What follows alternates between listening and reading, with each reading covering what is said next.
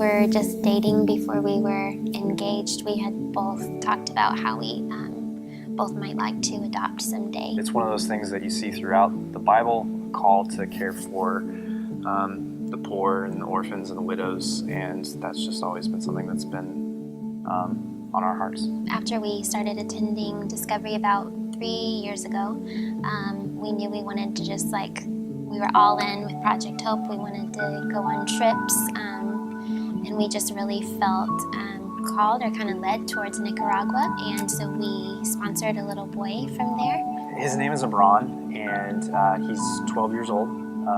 He lives in Thomas Borje village where the project is at. We got to meet him about 2 years ago on a team trip and fell in love with him. His grandmother, who is his caretaker there, knew that we only had 3 daughters. She took my hands in her hands and said, "This is your son."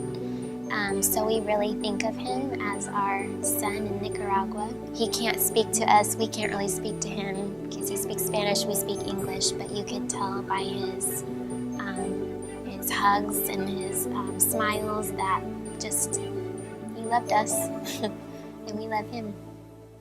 The village there is kind of located there because of the dump, and a lot of people work in the dump by collecting recyclables and things that they can try to sell, and it's pretty miserable.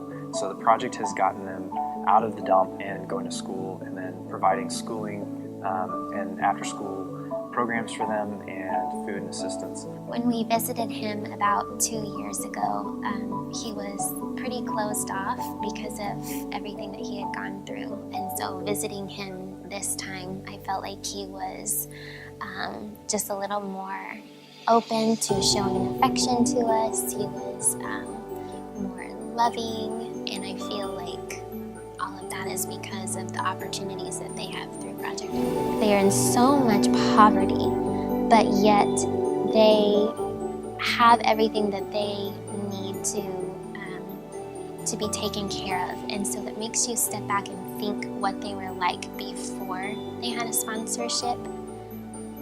Like, that just breaks you inside. So when you see how far the money can go there, $38 a month is like, we can spend that at Chick-fil-A here, but there it's enough to actually have an impact potentially for the rest of his life.